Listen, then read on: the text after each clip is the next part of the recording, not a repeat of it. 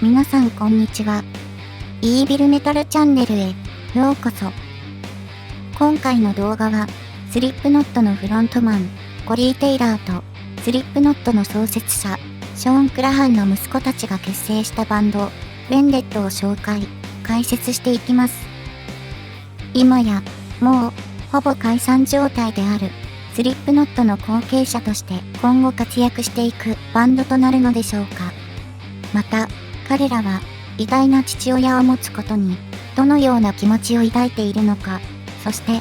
否定的な意見を持つ人たちにどんなことを思っているのかなど、彼らにも密着していきます。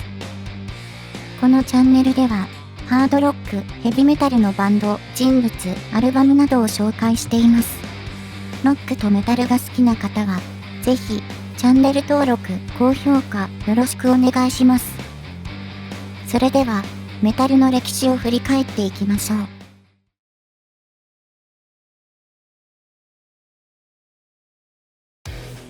ベンデットは、スリップノットのメンバーである、コリー・テイラーの息子、グリフィン・テイラーと、ショーン・クラハンの息子、サイモン・クラハンにより結成されたバンドで、2021年、What Is It Kill It というミニアルバムでデビューを果たします。世界征服と世界最大のバンドになることを目標に掲げている彼らは、どのようにして結成されたのでしょうか。当時、中学生だったグリフィン・テイラーは、ギタリストのポール・エスペランドと一緒にバンドを始め、その後、2018年までにドラマーのサイモン・クラハン、ギタリストのコナー・グロジツキ、ベーシストのジェマイア・ピューがバンドへ参加します。2018年時点では、まだ、ベンデットというバンド名はついておらず、彼ら曰く、バンド名をつけるのに2年もかかり、特に、グリフィン・テイラーが、名前にかなり関わっていたんだ。曲も書けたし、スラムもできたし、演奏もできた。でも、バンド名だけはどうしようもなかったんだ。できるだけ、多くのアイデアを書き留めた結果、イタリア語で、復讐という意味を持つベンデッタにたどり着いて、その時点では、まだバンド名は決定していなかったんだけど、この名前でライブをやったら、みんながベンデッタと叫ぶから、もう後に弾けなくなったんだよ。それで、俺たちは、世界征服のバンド、ベンデットという名前に決まったんだ、と話しています。その後、彼らたちは、サイモンの父であるショーン・クラハンの家の地下室へと閉じこもり、曲作りを始めます。どうして、地下室へこもったのかというと、サイモン曰く、若いバンドは、みんな1週間練習して、2曲できて、名前も決まって、それで、観客3人の前でライブをするバンドをよく見かけるよね。僕たちは、逆に地下室に引きこもり、書いて書きまくって、誰にも、僕たちの音楽とかやっていることを見せなかった。それから2年後、初のシングル曲、アサライムがリリースされ、すぐに8000人のフォロワーがつき、インスタグラムではすでに認証され、人々はすぐに愛してくれるようになったんだ、と話しています。スリップノットの才能を受け継いでいるにもかかわらず、ここまで、ひたむきに音楽と向き合っている姿が尊敬できますよね。俺たちの親はスリップノットだぜ、みたいな感じで余裕をぶっこいているのかと思いきや、地下室にこもるとは、それだけ本気度が伺えます。そして、2020年3月、彼らの故郷である、アイオワ州デモインで、初の公式ライブが行われ、チケットは即完売。ベンデットの毒の効いた鋭い衝撃は、怒りに満ちている若者の心をつかむのです。サイモン・クラハンは、このように話します。僕らがヘビミュージックに惹かれたのは、いろんなことに腹を立てていたからだと思う。僕たちの中には、問題や闇を抱えて育った奴もいて、ヘビミュージックは、その感情をできるだけ吐き出す唯一の方法だったんだ。僕たちは、子供の頃、かなり怒っていた。クソ怒りっぽかったから、感情を表に出すには、メタルしか方法がなかったし、今でもそうだ。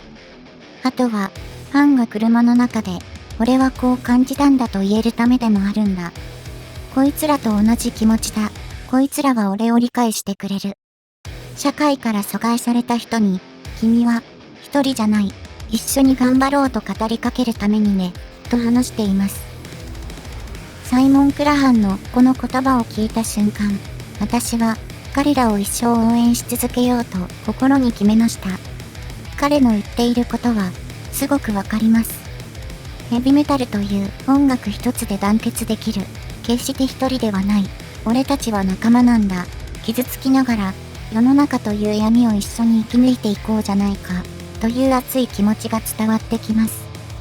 ヘビメタルはただ聴くだけじゃないんですよね。メタルを聴く意味、メタルを愛する理由って絶対にあると思っていて、まさしくサイモン・クラハンの言葉にその意味や理由が詰まっています。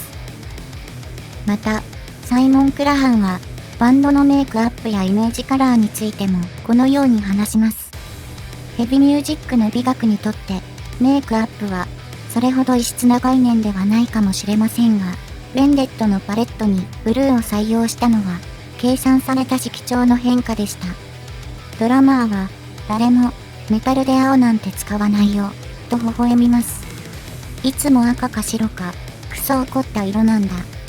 僕たちは怒っているけれど、どちらかといえば悲しい色や不機嫌な色と言われるものを使っているんだ。グリフィン・テイラーも本当は紫が良かったと言いながらもバンドのルックスの重要性について同意しています。いいビジュアル、良い音楽、そして全体的に心地よい雰囲気があればバンドは成立する。そのどれもが自分の力を乱用することなく、ただ自分の作品を楽しんでくれる人たちのためにやり続ければ本当にクソみたいな感動を与えてくれるんだ。僕らのライブで僕らがしているのと同じタイプやスタイルのメイクをしたファンがいて、最終的には僕らのメイクをしたアーニーができるところまで行けたらと本当に思っているんだ、と話しています。彼らはまだミニアルバムといくつかのシングル曲しか出していないので、まだ何とも言いませんが、ルックス、バンドのコンセプトや世界観、曲のクオリティを見る限り、今のところ触れる要素しか見当たらないです。2024年にアルバムをリリースして、ノットフェスに出演し、ノットフェスの看板バンドになれば、一気に日本でも火がつくと思いますし、親の力を使える時に使えるだけ使えばいいのではと思います。親の話になったので、彼らが避けては通れない父親の話題についても触れておきましょう。近年だと、グリフィン・テイラーは、スリップノットと一緒にステージへ上がり、スリップノットの楽曲を熱唱したりしています。インターネット上のコメントや否定的な意見に対し、グリフィン・テイラーはこのように話します。確かに、他のバンドよりも多くの支援を受けているけど、正直な話をしたい。というのも、ネットは僕らの父親に対してフェアじゃないからだ。彼らは僕らを助けてくれたけど、僕らの曲を書いたり、演奏の仕方を教えたり、ステージで演奏する方法を教えたり、そういうことは一切していない。グリフィン・テイラーのお父さんは、息子にスクリームを教えているんだろう、と言われるけど、本当に自分で学んでいるんだ。僕は、中学生の時にスクリームを習い始めたんだけど、親父はラスベガスに出かけていたんだ。音楽の才能は、すべて父親から受け継いだんだなって言われるのはよくわかるよ。遺伝子とか、声の作り方とか、反射神経とか、そういうものから来るのは理解できるけど、僕らは、両親から手取り足取り教わったわけじゃないんだ。自分たちで見つけたんだよ。サイモン・クラハンも続いてこのように話します。父はドラムの叩き方を教えてくれなかった。僕たちはみんな自分たちで学んできたんだ。才能ある18歳、19歳、20歳の若者たちなら誰にでもできるということを世界に示そうとしてるんだ。演奏の仕方を教えなかったかもしれないが、過去20年以上にわたって最大のメタルバンドのメンバーの息子であることには、もちろん、それなりの特典がある。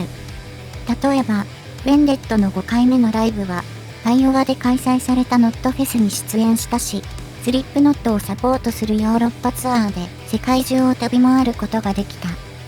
飛行機やツアーバスで世界中を飛び回り、父親が毎晩のように会場を破壊している間、グリーンルームでたむろしている俺たちが恵まれていないといえば、それは嘘になる。スリップノットとのツアーは、僕たちが毎日父親に会えるという点で完璧だと思う。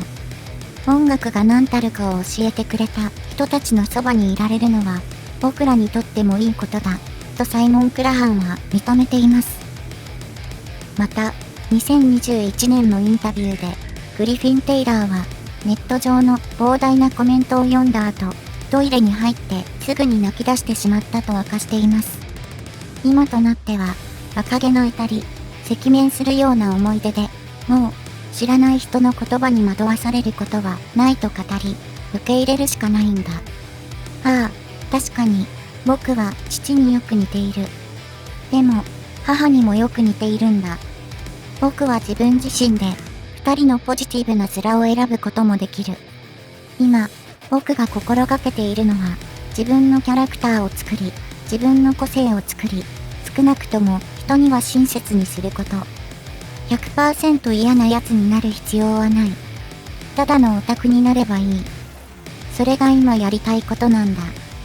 そもそも、父親と同じように、音楽の道に進むのかすら決まっていなかった。僕は、子供の頃、ミュージシャンになりたいかどうかさえわからなかったんだ。花屋とゲームデザイナーと警察官になりたかったんだけど、そのうち、少なくとも、2つは、まだ候補に残ってるかな、と話しています。また、自分たちのこれからの活動について、サイモン・クラハンはこのように話しており、結局、有名な親がいても、音楽が素晴らしくなければ、何の意味もないのです。そして、ヴェンデットは、ここ数年アンダーグラウンドから生まれた、最も直感的でエキサイティングなバンドの一つであることは間違いないでしょう。ハードコア、メタル、グルーヴ、スリップノットとの比較はある意味妥当でしょう。90年代のメタルの残忍さと激しさを引き継ぎ、それを新たな極限にまで高めたバンドの新しい波が来ています。ニューメタルサウンドの復活は、例えば、アイスクリーム屋で様々なフレーバーを試すように、若いバンドが味のミックスを重ねて新しいものを作り出しているのです。しかし、これはほんの始まりに過ぎません。ファンが求めているのは違うタイプの攻撃性だと思う。同じバンドからいつも同じような音楽を聴きたくないと思っている人がたくさんいるんだ。2分間も殴り続けるような音楽ばかりではなく、ハートとフィーリングを持った音楽を求めている。あらゆるタイプの曲をリリースしたいし、アルバムごとに進歩したい。悲しい曲も書きたいし、このバンドであらゆるタイプの感情を見せたいんだ。僕はバラエティが欲しいし、ファンもバラエティが欲しい。それが大事なんだ。今はファンが怒っていると思うから、怒って、徐々に幸せになっていく。そんなゴールに向かって努力するのはいいことだと思う。と話しています。サイモン・クラハンの話を聞いていると、この人はただものじゃない。何か特別なオーラを皆さん感じませんか？ショーン・クラハンの息子、ヴェンデットのドラマーというだけでなく、人格者のような、これからとてつもない大きな人間になるような気が私はしています。グリフィン・テイラーは、まだ幼い青年のような印象を感じるので、ビジネス的な意味でのバンドの未来や中核は、おそらくサイモン・クラハンが握っていると思います。しかし、グリフィン・テイラーの歌声は、父親の才能を 100% 受けていて、彼なしでは、ヴェンデットの毒の効いた鋭いサウンドを表現することは不可能でしょう。コリー・テイラーの声を、より綺麗に洗練させたような歌声をしており、個人的に、コリーより、グリフィンの歌声の方が好きです。ジェント系のサウンドとかに合いそうな気がするので、今後、そういった作風のアルバムもぜひ作ってみてほしいと思います。スリップノットの血を受け継いだ次世代のバンド、ヴェンデット、まだ彼らは駆け出しのバンドです。これからの活躍と未来に期待でしかないですし、父親のバンドであるスリップノットを超えるような超ビッグなバンドになることを信じています。個人的に最近リリースされたシングル曲、Am I the Only One という曲がかなりお気に入りで、セカンドアルバムくらいまでは、この突き抜けるような怒りとダークなエネルギーをぶちまけてほしいです。概要欄にリンク貼っておきますので、ぜひ皆さんも聴いてみてください。正直、やばいですよ。かなり痺れます。それでは、ヴェンデットのこれからの飛躍を願って、皆さん、良いメタルライフを。